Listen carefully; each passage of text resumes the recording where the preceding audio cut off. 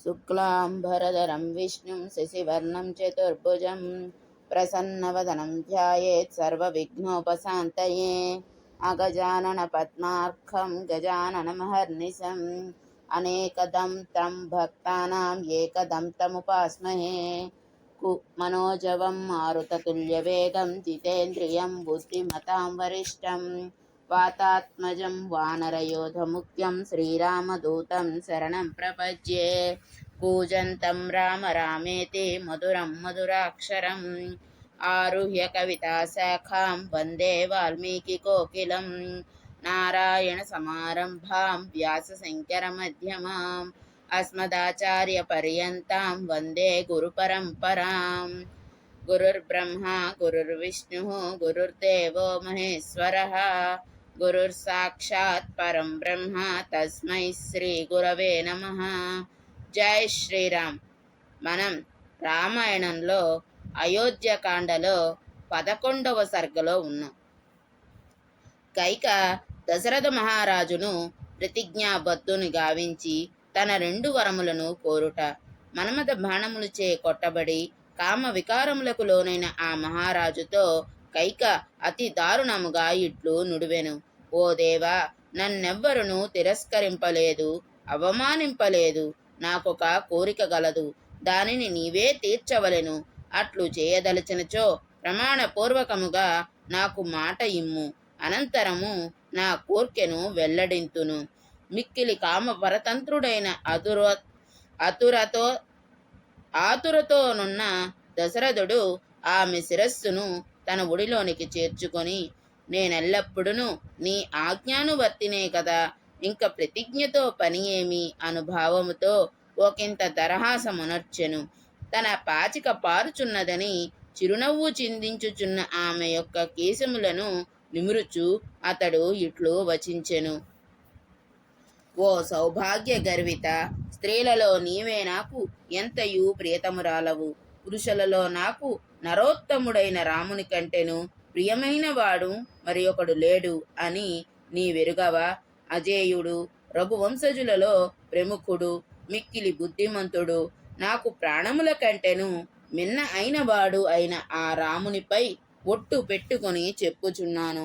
నిజముగా నీ మనసులోని కోరికను ప్రకటింపుము. ఓ కైకేయి, నా చిన్నారి రాముని చూడక ఒక్క క్షణకాలము పాటైనను నేను బ్రతికి ఉండజాలను. అట్టి రామునిపై ప్రమాణము చేసి నుడువుచున్నాను. రాముని కొరకై నేను నా ప్రాణములను గాని తదితర కుమారులకు గాని బంధుమిత్రులకు గాని త్యజించుటకు సిద్ధము. ఆ శ్రీరామునిపై బాస చేసి పలుకుచున్నాను. ఓ కళ్యాణి, కైకేయి, నా శబదములను గమనించి నా హృదయమును అర్థము చేసుకొని నన్ను ఉద్ధరింపుము. నా త్రికరణ శుద్ధిని గుర్తించి యోగ్యమైన రీతిలో నా కోరికను వెల్లడింపుము. నీ కోరికను వెల్లడింపుము. నీపై నాకు గల గాఢానురాగమును దృష్టిలో పెట్టుకొని నాపై సందేహమును వీడుము. నా పుణ్యములపై ఆన నీ కోర్కెను తీర్చి నీకు ప్రియమును కూర్చెదను. మందర ఉపదేశించిన రీతిగా శ్రీరాముని వనవాసము, భరతుని పట్టాభిషేకము జరగవలనను సంకల్పము గల ఆ కైక తన అభిప్రాయమునకు అనుగుణముగా దశరథుడు శపథము చేసి ముందునకు రాగా, తనకు కుమారులపై గల పక్షపాత బుద్ధితో సంతోషించుచు ఆయనతో దుస్సహమైన మాటలను ఇట్లు పలికెను.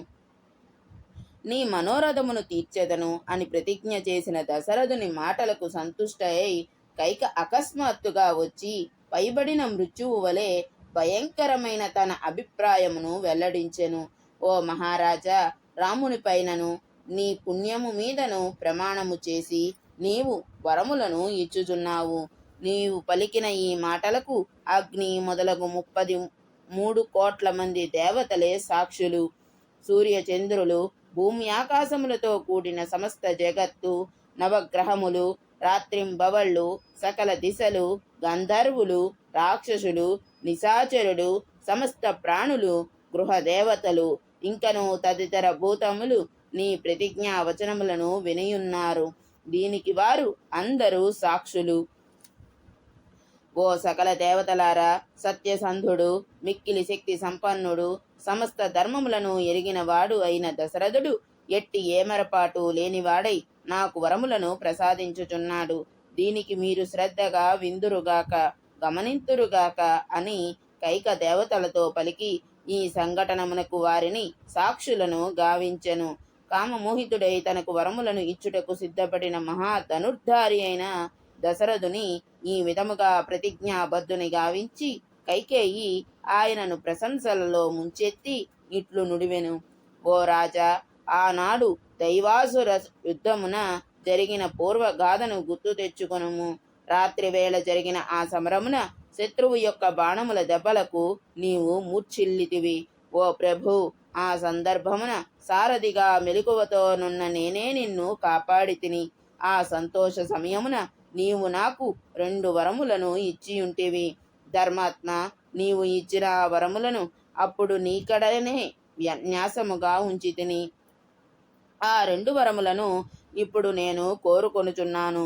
నీ వనర్చిన ప్రతిజ్ఞకు కట్టుబడి ధర్మముననుసరించి నాకు ఇప్పుడు ఆ వరములను ఇయ్యనిచో నీ తిరస్కారమునకు గురి అయిన దానినై నేను ఈ క్షణముననే నా ప్రాణములను త్యజించెదను. వేటగాడు జింకవలే అరచుటచే ఆ శబ్దమునకు ఆకర్షింపబడిన లేడి పరుగు పరుగున వచ్చి వలలో చిక్కుకొని వినాశనమునకు లోనగును. అట్లే దశరథుడు ఇది వరలో తానిచ్చిన వరములను గుర్తు చేయుచు కైక పలికిన మాటలచే ఆమెకు వసుడాయను. అతడు తన ప్రతిజ్ఞను అనుసరించి ధర్మమునకు కట్టుబడి కైక పన్నిన మాయా పాశములలో చిక్కుకొని ప్రమాదమును కొని తెచ్చుకొనును. అతడు ఒక్కసారిగా కొయ్యబారెను. ఆ పిమ్మట కామమోహితుడు వరములను ఇచ్చిన వాడైన దశరథునితో కైకేయి ఇట్లనెను. ఓ మహారాజా, అప్పుడు నీవిచ్చిన 2 వరములను నేను ఇప్పుడే అడుగుచున్నాను. సావధానుడవై ఆలకింపుము. ఓ నాథ, శ్రీరాముని కొరకై ఏర్పాటు చేయబడిన సామాగ్రితోడను సన్నాహములతోడను నేడే నా భరతుని యువరాజు పట్టాభిషిక్తుని గావింపుము. ఇది నా మొదటి వరము. ఓ దేవా, ఆనాడు దైవాసుర సంగ్రామమున నీవు నా మీది ప్రేమతో నాకు 2వ వరమును కూడా ఇచ్చియుంటివి. దానిని కోరుకొనుటకును సమయము ఆసన్నమైనది. శ్రీరాముడు నారచీరలు జింక చర్మమును ధరించి జటాధారి అయి దండకారణ్యమునకు వెళ్ళి తాపస వృత్తిలో అజట 14 సంవత్సరములు నివసింపవలెను. ఇది నా 2వ వరము. నేడే భరతునకు ఎదురులేని శత్రు ప్రమాదము లేని యువరాజాధికారము దక్కవలెను. ఇప్పుడే నేను చూచుచుండగానే శ్రీరాముడు వనములకు వెళ్ళవలెను. ఇవి ఏ నా అభీష్టములు. ఇది వరలో నీవిచ్చిన వరములను నేను కోరితిని. రాజులకే రాజువైన నీవు సత్యమునకు ప్రతిజ్ఞకు కట్టుబడి ఉండుట నీ వంశమును శీలమును రక్షించుకొనుము. నీ జన్మను సార్థకము చేసుకొనుము. మానవులకు ఈ లోకమునందున పరలోకమునందున సకల సౌఖ్యములను ప్రసాదించుటకు సత్యవాక్ పరిపాలనమే అత్యుత్తమ సాధనమని తపోధనులు నుడువుదురు. 12వ సర్గము. శ్రీరామును వనములకు పంపెడు విషయమున దశరథుడు మిగులు పరితపించుచు కైక ముందర తన ఆవేదనను ప్రకటించుట. అంతటా ఆ మహారాజు కైకేయి పలికిన కర్ణ కఠోరమైన వచనములను విన్నంతనే మిగులు చింతాక్రాంతుడయ్యను. మరియు ఒక క్షణకాలము పాటు మిక్కిలి పరితాపమునకు లోనయ్యను. సామాన్యముగా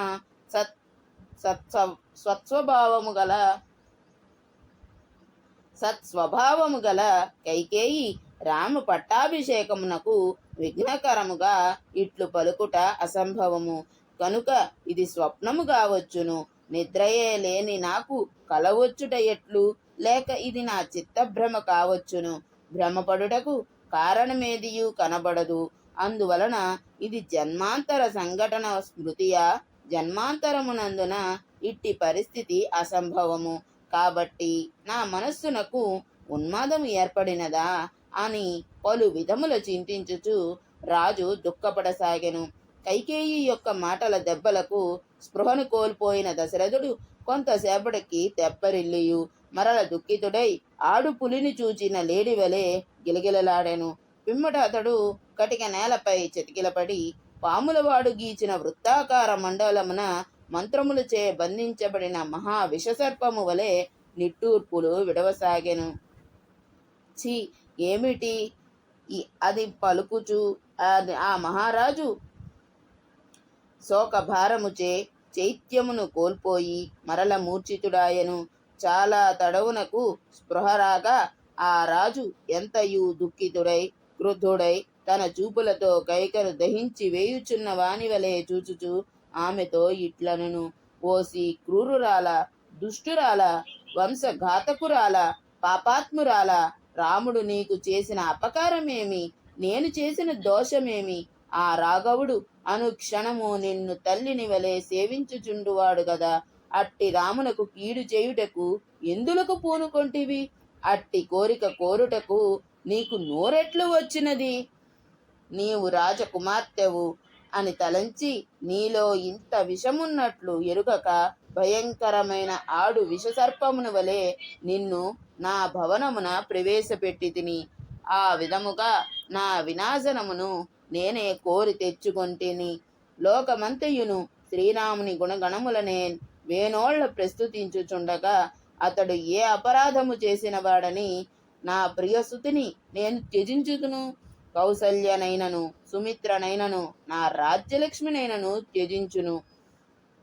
అంతేకాదు కడకు నా ప్రాణములను సైతము పరిత్యజించెదను. కాని పితృవత్సలుడైన శ్రీరాముని మాత్రము విడువజాలను. నా పెద్ద కుమారుడైన శ్రీరాముని చూచినప్పుడు నాకు కలిగడి సంతృప్తికి మరి ఏముండదు. ఒక్క క్షణమైనను రాముని చూడనిచో నా ప్రాణములే నిలువవు. సూర్యుడు లేకున్నను ఒకవేళ లోకము మనుగడ సాగించవచ్చును. నీరు లేకున్నను ఒక విధముగా పైరు బ్రతికిన బ్రతకవచ్చును. కాని రాముడు లేకున్నచో మాత్రము నా ఈ దేహములో ప్రాణములు ఉండవు. ఓ పాప సంకల్పురాల, ఇంతవరకును నీవు చేసిన నిర్వాకము చాలును. ఇంక శ్రీరాముని వనములకు పంపెడి ఆలోచనలను నీ మనస్సు నుండి తొలగింపుము.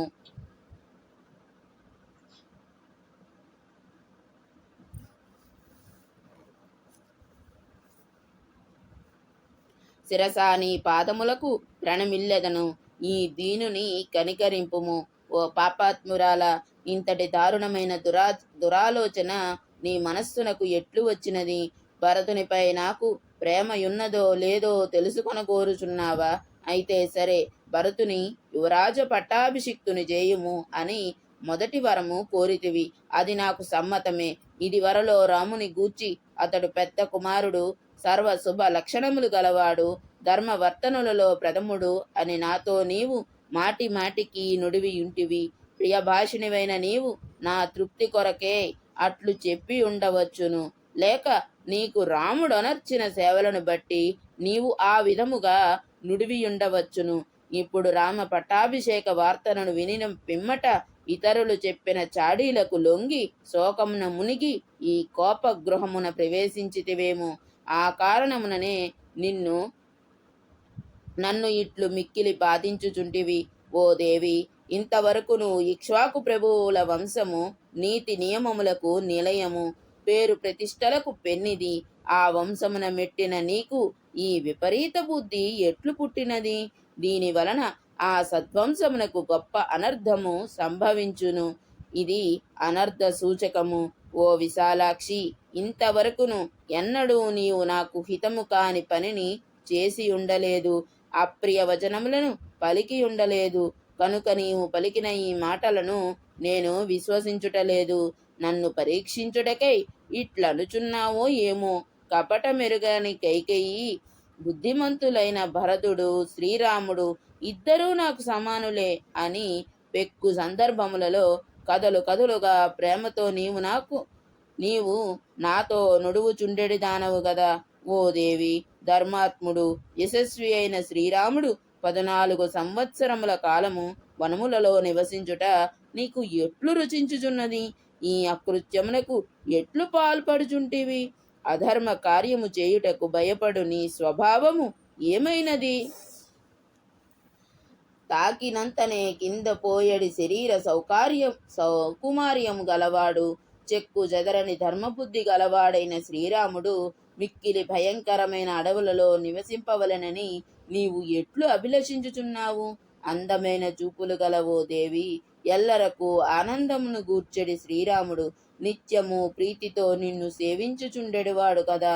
అట్టి నయనాభిరాముని దూరముగా పంపివేయుటకు నీ మనస్సు ఎట్లు అంగీకరించుచున్నది? సర్వదా భరతుని కంటెను రాముడే నీకు సపర్యలు చేయుచుండుట నేను గమనించి తిని. కాని శ్రీరాముని కంటెను అధికముగా భరతుడు నిన్ను సేవించుచుండుట యథార్థముగా నేను చూడనే లేదు. శ్రీరాముని వలె నిన్ను సేవించెడివాడు గాని, నీ ఎడ గౌరవ ప్రపత్తులను గాని నీ యందు పూజ్య భావమును కలిగియుండువాడు గాని, నీవు చెప్పినట్లు చేయువాడు గాని మరి ఒకడు లేనే లేడు. మనకడ వేల కొలది పరిచారికలు సేవకులు గలరు. వారిలో ఏ ఒక్కరు శ్రీరాముని నిందించుట గాని, ఆయనను గూర్చి అవమానకరముగా మాట్లాడుట గాని నేనెరుగను అనగా శ్రీరాముడు ఎల్లరకు గౌరవార్హుడు. ఇక ఏ కారణముచే నేనతనిని అడవులకు పంపవలను? నరోత్తముడైన శ్రీరాముడు నిర్మలమైన మనస్సుతో సమస్త ప్రాణులను ఆనందింపజేయుచుండెను. దేశ ప్రజలందరికీ అక్కున చేర్చుకొనుచు వారి అభీష్టములను తీర్చుచుండును. రఘువంశ సంజాతుడైన శ్రీరాముడు సత్యవచనుడు. సమస్త లోకములందలి ప్రాణులకు హితమునర్చు వారిని స్వాధీనులుగా చేసుకొనును. నిర్ధనులకు ధన ధాన్యములను వసంగుడ ద్వారా వారిని ఆదుకొని వశమునందుంచుకొనును.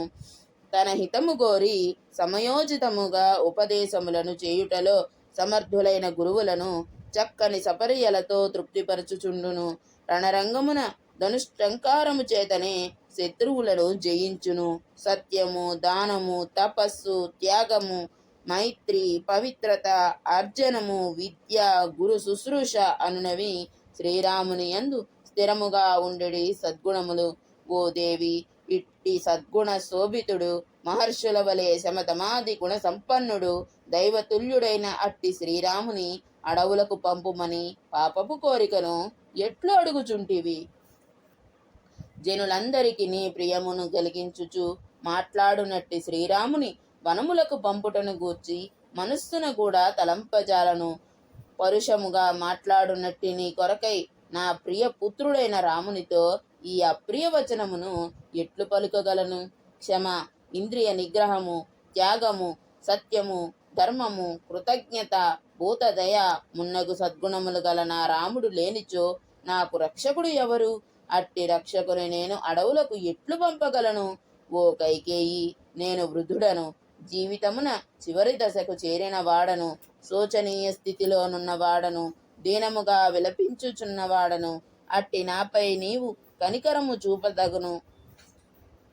సముద్రముల వరకును వ్యాపించియున్న సమస్త భూమండలమున లభించు సకల సంపదలను నీకు సమర్పింతును. రాముని విషయమున క్రోధమును వీడుము.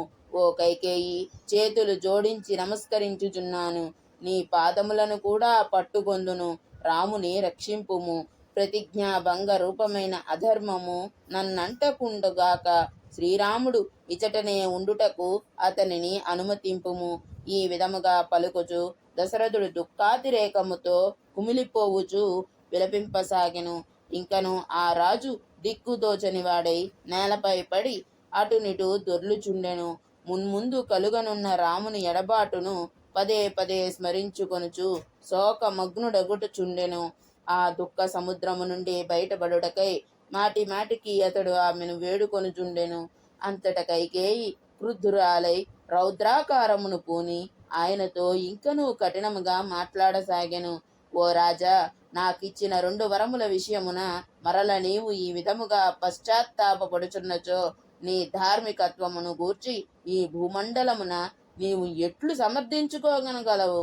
ఓ ధర్మజ్ఞ, ఎప్పుడైనను పెక్కుమంది రాజర్షులు నీతో గూడి ధర్మ ప్రసంగము చేయునప్పుడు వారు యుద్ధమున నీకు ఉపకారము చేసిన కైకేయికి నీవు ప్రత్యుపకారం ఏమి చేసితివి అని నిన్నడిగినచో వారికి నీవు ఏమని సమాధానము చెప్పగలవు?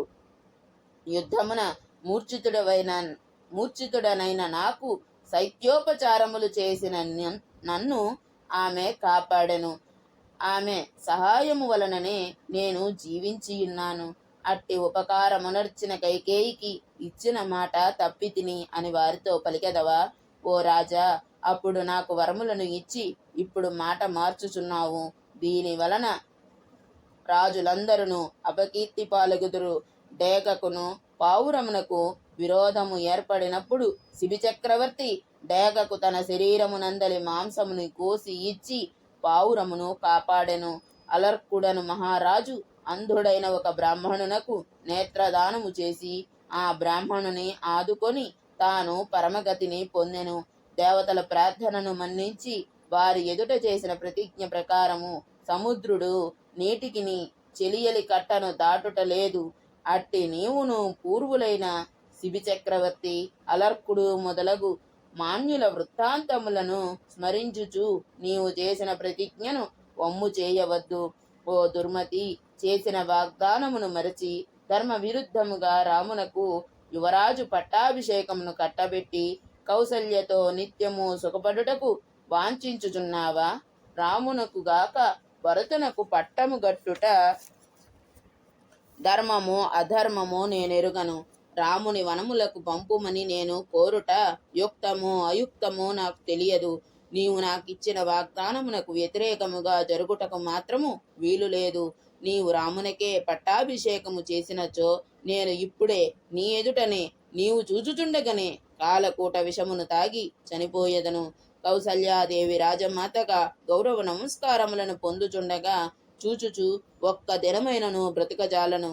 ఆ దుస్థితిని సహించుచు జీవించుట కంటేను నాకు మరణమే మేలు. రాముని వనవాసమునకు పంపుటకు తప్ప దేనికి నేను తృప్తి చెందను. ఈ మాటలను భరతుని మీదను నా మీదను ఒట్టు పెట్టుకొని చెప్పుచున్నాను. కైకేయి ఈ విధముగా పలికి మిన్నకుండెను. రాజుగారు ఎంతగా విలపించుచున్నను ఆమె మారు మాట్లాడలేదు. రామునకు వనవాసము, భరతునకు పట్టాభిషేకము అనునవి కైకేయికి సంతోషకరములు, దశరథునకు మాత్రము దుఃఖకారకములు. ఆ రెండు వరములను కైకేయి నోట విని అతడు ఏమీ మాట్లాడక క్షణకాలము నిశ్చేష్టుడై ఉండెను.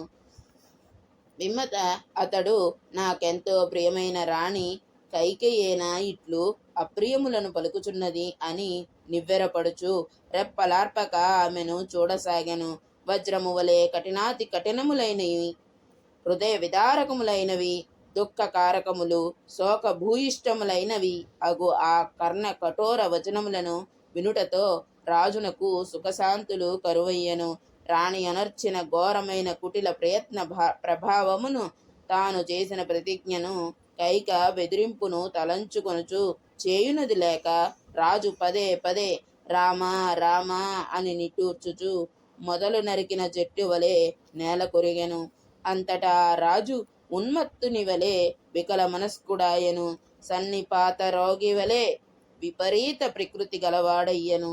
మంత్రబద్ధమైన సర్పము వలె నిశ్చేష్టుడాయను. పిమ్మట దశరథుడు కైకతో ధీరముగా ఇట్లు నుడివెను.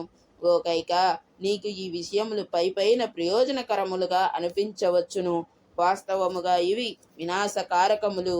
ఈ దుర్బోధలను నీకు ఎవరు నూరుపోసిరి? నీవు పిశాచము పట్టిన దాని వలె నాతో మాట్లాడుచుంటివి. నీకు సిగ్గులేదా?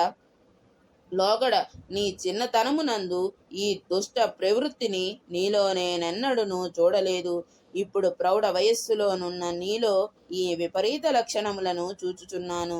భరతుని పట్టాభిషేకము, రాముని వనవాసము అను ఈ వివిధమైన వరములను కోరుటకు కారణమేమి? నీవెందులకు భయపడుచుంటివి? నీవు భయపడవలసిన పని లేదు. నీ ప్రియపుత్రుడైన భరతునకు, నీ భర్తకు ఈ లోకమునకును శుభమును కలిగింపదలచినచో నీవు ఈ దుష్ట సంకల్పములను, పాపపు ఆలోచనలను వీడుము. ఓ కఠినాత్మురాల, పాప సంకల్పము కలదాన, అల్పబుద్ధి గలదాన, దుష్టాత్మురాల, నా వలన గాని రాముని వలన గాని ఏ దుఃఖము కలుగనని తలంచుచుంటివి. ఎట్టి అప్రియము వాటిల్లునని భావించుచుంటివి. శ్రీరాముని కాదని భరతుడు ఏ విధముగను ఎట్టి పరిస్థితులలోనూ రాజ్యాధికారమును అంగీకరింపడు. వాస్తవముగా భరతుడు రాముని మించిన ధర్మపరాయణుడని నేననుకొందును. రామ, వనములకు వెళ్ళుము అని పలికిన వెంటనే రాహుగ్రస్త చంద్రుని వలె ఆయన ముఖ కాంతి వెలవెలబోవును. అట్టి వివరణమైన ముఖమును నేనెట్లు చూడగలను? ప్రతిభాశాలురైన సచివులతో గురువులతో బాగుగా చర్చించి పిమ్మట రామ పట్టాభిషేకము నిశ్చయమైనది. శత్రువులచే పరాజితమై వెనుదిరిగిన సైన్యము వలె ఆ నిశ్చయమును తారుమారగుటను నేనెట్లు చూడగలను? వివిధ దిక్కుల నుండి వచ్చిన రాజులందరూ ఇక్ష్వాకు వంశమును పుట్టిన ఈ మూఢుడు ఇంతకాలము వరకును రాజ్యమును ఎట్లు పరిపాలించెను అని నిందాపూర్వకముగా నన్ను గూర్చి అనుకొనరా? రేపు ప్రాతకాలమున సజ్జనులైన వృద్ధులు పండితులు శ్రీరాముడెక్కడ, ఆయన పట్టాభిషేకము ఎందులకు ఆగిపోయినది అని నన్ను నిలదీసి అడిగినచో వారికి నేనేమని సమాధానం చెప్పగలను? కైకేయి చేసిన ఒత్తిడికి లోనై శ్రీరాముని అడవులకు పంపితిని అని నేను వారికి చెప్పినచో నేను నీకిచ్చిన వరములను నిలబెట్టుకొనిన వాడను అగుదునేమో గాని శ్రీరాముని యువరాజ పట్టాభిషిక్తును చేయుచున్నాను అని అందరి నడుమ పలికిన మాట మాత్రము తప్పినవాడనగుదును గదా. మీరు శ్రీరాముని వనములకు ఎందులకు పంపితిరి? అతడు మీకు చేసిన అపకారమేమి అని కౌసల్య నన్ను ప్రశ్నించినచో ఇట్టి అప్రియ కార్యమునర్చిన నేను ఆమెకు ఏమని సమాధానము చెప్పగలను? కౌసల్యాదేవి పట్టపు రాణి అయ్యను, దాసివలే నాకు పరిచర్యలు చేయుచుండును, జ్యోత క్రీడాది సందర్భములలో నాకు నెచ్చలి వలె వ్యవహరించును, ధర్మానుష్ఠాను సమయములయందు భార్య వలె సహకరించును. సుమిత్రాదులను నేను పెండ్లియాడునప్పుడు ఆమె నన్ను సోదరి వలె లాలించెను. శరీర పోషణాది విషయములయందు తల్లి వలె నా ఎడ వాత్సల్యమును ప్రదర్శించెను. అప్పుడు ఆమె ఎల్లప్పుడూ నాహితమునే కోరునది. నాకు శ్రీరాముని వంటి ప్రియ పుత్రుని ప్రసాదించినది. సర్వదా నాతో ప్రియముగా మాట్లాడుచుండునది. ఇట్టి సద్గుణములచే సత్కారార్హమైన ఆ దేవిని నీ కారణముగా సత్కరింపక ఉపేక్షించి తిని, నీపై గల ప్రేమాతిశయముచే నీకు ఎంతయు ఉపకారము చేసి తిని. ఒక విధముగా అది నేనొనర్చిన మహాపరాధము. అపద్యాహారమును భుజించిన రోగిని అది బాధించినట్లు నీకు నేనొనర్చిన ఉపకారము ఈనాడు నన్ను పీడించియున్నది. శ్రీరాముని యువరాజ పట్టాభిషిక్తుని చేయకపోగా నేను ఆయనను అడవులకు పంపుటను చూచి సుమిత్ర మున్ముందు నా కుమారులకు ఏ గతి పట్టును అని భయపడుచు ఇంక నన్ను నమ్మనే నమ్మదు. శ్రీరాముడు అడవులకు వెళ్ళుటయే జరిగినచో నేను మరణించుట తథ్యము. అయ్యయ్యో, దుఃఖకరములైన ఈ రెండు వార్తలను సీతాదేవి ఒకేసారి వినవలసి వచ్చును.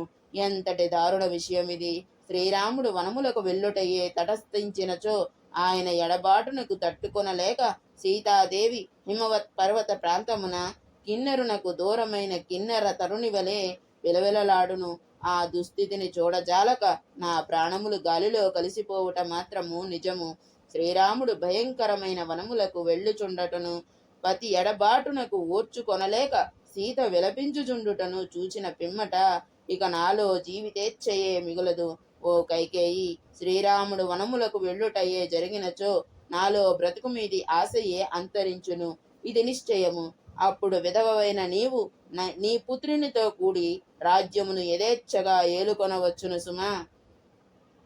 చూచుటకింపైన మద్యమును తాగి ఆ పిమ్మట తనలో వికారములు మొదలగుట చూచి మానవుడు అది విషపూరితమని తెలుసుకొనును. అట్లే మొదట నేను నీ రూప సౌభాగ్యమును చూచి నీవు సత్ప్రవర్తన గలదానవు అని భ్రమపడితేని, ఇప్పుడు నీ దుష్ప్రవర్తన చేత నీలో ఇంత విషమున్నదని తేలిపోయినది. నీవు తేనె పూసిన కత్తివని గ్రహించి తిని పెక్కు రీతుల ఇచ్చకపు మాటలతో నన్ను బుజ్జగించుచు మాట్లాడితివి. కిరాతుడు ఆకర్షణీయమైన సంగీతముతో లేడిని వశపరచుకొని బంధించి వధించినట్లు నీవు నన్ను చంపుచుంటివి. దశరథుడు కైకేయి సౌందర్య వ్యామోహములో పడి పుత్రుని అమ్ముకొనిన పాపి అని వీధులలోని జనులెల్లరూ మద్యపానము చేసిన బ్రాహ్మణుని నిందించినట్లు నన్ను తొలనాడుదురు. అయ్యో, ఎంతటి దుఃఖము వచ్చిబడినని! అయ్యయ్యో, ఎట్టి కష్టము ప్రాప్తించినది! నీ మాటలకు చెవియొగ్గినందువలననే ఇట్టి ఆపదలు దాపురించినవి. ఇది ఎంతయు నా పురాకృత పాపము ఫలమే. ఓ పాపాత్మురాల, నా దురదృష్టవశమున అజ్ఞానము చే నిన్ను ఇంతకాలము కాపాడుచూ వచ్చి తిని. ఇప్పుడు నీవు నా పాలిట ఉరిత్రాడువైతివి. సర్పము ప్రమాదకారి అని ఎరుంగని బాలుడు ఒక నల్ల త్రాచుపై చేయి వేసినట్లు నీవు నన్ను కబళించుటకై వచ్చిన మృత్యువని తెలుసుకొనలేక నేను ఇంతకాలము నీతో క్రీడించుచూ వచ్చి తిని. దుష్టుడనైన నా కారణమునగా నేను జీవించి ఉండగానే మహాత్ముడైన నా పుత్రుడు తండ్రి లేని వాడగుచున్నాడు, అనగా తండ్రి అండదండలకు నోచుకోనని వాడగుచున్నాడు. అట్టి నన్ను ఈ లోకము ఎంతగా నిందించినను తప్పులేదు. కామతురుడై ఒక స్త్రీ నిమిత్తముగా మిక్కిలి ప్రీతిపాత్రుడైన పుత్రుని అడవుల పాలు చేయుచున్న దశరథ మహారాజు నిజముగా మూర్ఖుడే సుమా అని లోకము నాపై దుమ్మెత్తిపోయును.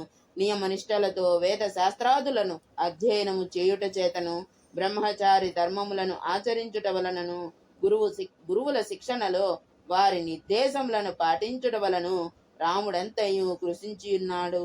ఇప్పుడు గృహస్థాశ్రమమునందు సుఖపడవలసిన సమయమున అతడు మరలా గొప్ప కష్టములనే పొందవలసి వచ్చుచున్నది. నాయనా, వనములకు వెళ్ళుము అని మాట నా నోట రాగానే నా చిన్నారి రాముడు మారు మాటాడక సరే అని పలుకును. వనవాసమునకు పొమ్ము అని నేను ఆదేశించినప్పుడు నేను పోజాలను అని రాముడు మారు పలికిన బాగుండును. అదియే నాకు కావలసినది కూడా. కానీ నా రాముడు అట్లు చేయనే చేయడు. రాముడు నిష్కల్మష హృదయుడు. అతడు వనములకు వెళ్లకుండుటయే నాకిష్టము అను నా మనస్సులోని ఆంతర్యమును అతడు ఎరుగడు. వనములకు వెళ్ళుము అని నేను పలుకగానే అతడు అట్లే అని వచించును. రాఘవుడు అడవులకు వెళ్ళిన మరుక్షణమే జనులందరూ నన్ను చీకొడుదురు. ఏ విధముగను క్షమార్హుడను గాని నన్ను మృత్యువు వెంటనే యమసదనమునకు గొనిపోవును. శ్రీరాముడు అడవులకు వెళ్ళిన మరుక్షణమే నేను మృతి చెందుట తథ్యము. అనంతరము నాకు ఆత్మీయులైన కౌసల్య, సుమిత్ర మొదలగు వారిని నీవు ఎట్టి ఇక్కట్ల పాలు చేసదవో గదా. రాముడు అరణ్యముల పాలైన వెంటనే నా బొందిలో అసువులు మిగలవు. ఈ దుస్థితికి తట్టుకొనలేక కౌసల్యయు కన్నుమూయను. రాముడు దూరము కాగా తండ్రి పరలోకమున కేగగా లక్ష్మణ శత్రుఘ్నములను మృత్యులోకమునకు చేరుదురు. ఇట్టి కల్లోల పరిస్థితికి తాళజాలక సుమిత్రాదేవియు నన్ను అనుసరించి మృత్యువాతబడుట నిజము. ఓ కైక, నన్ను, కౌసల్యను, సుమిత్రను, ముగ్గురు కొడుకులను నరకయాతనలకు గురిచేసి ఈ రాజ్యమున నీవే హాయిగా ఉండుము. ఇక్ష్వాకు రాజ్యము సకల సద్గుణములకు ఆలవాలము. ఇది సత్కార్యములకు పెన్నిది. ఇంతవరకును ఎట్టి క్షోభలకు గురికాక చిరకాలము నుండి ఇది సుఖశాంతులతో వర్ధిల్లుచున్నది. వనవాస కారణముగా రాముడు దీనికి దూరమగును.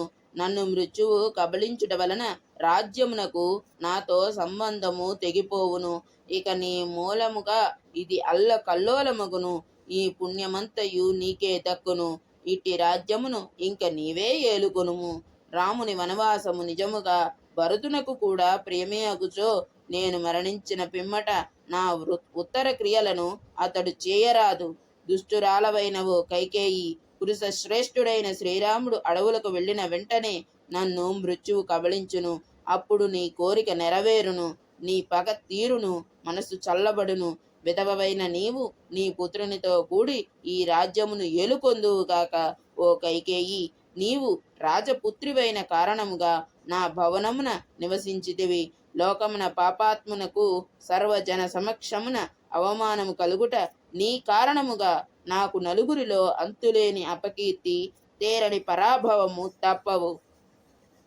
ప్రభువై ఎల్లప్పుడును రథములపైనను, గజముల మీదను, అశ్వములపైనను సంచరింపవలసిన నా ముద్దుల పట్టి అయిన శ్రీరాముడు మహారణ్యమున కాలినడకతో ఎట్లు సంచరించగలడు? మహారాజు కుమారుడైన శ్రీరామునకు భోజన సమయమునందు కుండలములను ధరించిన వంటవారు అహమహమికతో ఆయురారోగ్యములకు అనువైన పుష్టికరమైన ప్రశస్తమైన అన్నపానములను సిద్ధపరచుచుందురు. ఇచ్చట షడ్ర సోపేతముగా భోజనము చేయున తనయుడు బగరు, చేదు కారము రుచులతో కూడిన వన్యాహారములను అమూల్యములైన మేలి వస్త్రములను ధరించుచు ఎల్లప్పుడూ సుఖముగా వన్యాహారములను స్వీకరించుచు ఎట్లు జీవింపగలడు? రాముడు అమూల్యములైన మేలి వస్త్రములను ధరించుచు ఎల్లప్పుడూ సుఖముగా చక్కని ఆస్తరణములపై హాయిగా ఉండేవాడు. అతడు కాషాయాంబరములను ధరించుచు అరణ్యములలో నేలపై ఎట్లు పరుండగలడు? రాముని అరణ్యములకు పంపవలనని భరతుని పట్టాభిషిక్తుని చేయవలనని ఈ విధముగా దారుణ విషయములను నీకు ఎవరు తలకెక్కించిరి? స్త్రీలందరూ కపట బుద్ధితో హాని కూర్చువారే, వారు ఎల్లప్పుడూ పూర్తిగా స్వార్థపరాయణులే అని లోకములో ప్రతీతి. అయితే స్త్రీలందరూ ఇట్టివారే అని నేననను. కౌసల్యాది శ్రేష్ఠ స్త్రీలకు ఇది వర్తించదు. కాని భరతుని తల్లి అయిన కైక విషయమున మాత్రము ఇది 100కి 100 పాళ్ళు నిజము. ఓ క్రూరురాల, నీ స్వప్రయోజనమును కొరకు ఇతరులకు హాని కూర్చుటకు నీవు ఎంతకైనను తెగింతువు. నన్ను తపింపజేయుటకే నీవు ఈ ఇంట కాలు మోపితివి.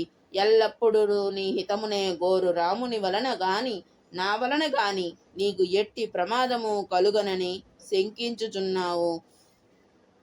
శ్రీరాముడు ఆపదల పాలగుట చూచి ఆయనపై భక్తి శ్రద్ధల గలవారు అందరూ ఆయన వెంటే వనములకు బయలుదేరుదురు. తండ్రులు తాము ఎంతగానో ప్రేమించుచున్న కుమారులను సైతము అట్లే భార్యలు భర్తలను కూడా త్యజించి వెళ్ళుటకు వెనుకాడరు. అంతేకాదు, ఈ చరాచర జగత్తంతయు విపరీత పరిణామములకు లోనగును. నా స్వభావము లోక సాధారణ స్థితికి భిన్నమైనది. నేనైతే సహజ సుందరుడు, చంద్రబింబము వంటి మోము గల నా రాముడు పట్టు వస్త్రములను ఆభరణములను ధరించి మదపుటేనుగు వలె గంభీరంగా నడుచుచు వచ్చుచున్నట్లు ఊహలలో దర్శించినను సంబరపడుదును. ఇంక ప్రత్యక్షంగా చూచినచో నా ఆనందమునకు అవధులే ఉండవు. అప్పుడు నేను వృద్ధత్వమును మరచి యువకుడనైపోవుదును. సూర్యకాంతి లేకున్నను జనుల మనుగడ సాగుచునేయుండునేమో. ఇంద్రుడు వర్షములను కురిపించుకున్నను ప్రజలు జీవింతురేమో. కాని రాముడు వనములకు వెళ్ళుచుండగా చూచినచో ఏ ఒక్కడును జీవింపజాలడు. ఇక నా విషయము చెప్పనేలా. ఓసి, నీవు నా చావును కోరెడి దానవు, నాకు కీడునే తలపెట్టు దానవు.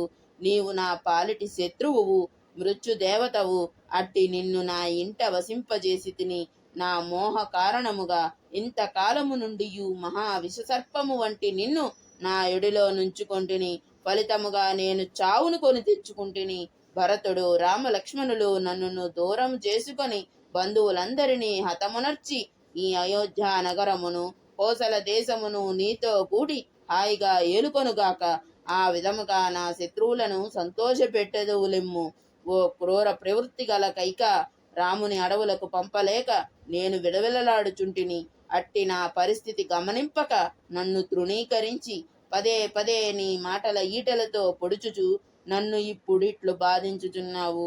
ఇట్లు దుర్భాషలాడు నీ నోటి నుండి దంతములు ముక్కలు ముక్కలై ఏల నేల రాలకున్నవి. నీ నోరు ఏల పడిపోకున్నది. శ్రీరాముడు ఎవ్వరి తోడను అహితములైన అప్రియములైన వచనములను పలుకడు. అతడు నిన్నెప్పుడునూ పల్లెత్తు మాట అని ఎరుగడు. అతనికి పరుషముగా మాట్లాడుటయే తెలియదు. అతడు సద్గుణములను గని ఎల్లప్పుడూ అందరికి ప్రియమును గూర్చుచు పలుకుచుండువాడు. అతనిని అందరూ గౌరవించుచుందురు. అట్టి రామునిపై దోషారోపణ ఎట్లు చేయగలుగుచున్నావు?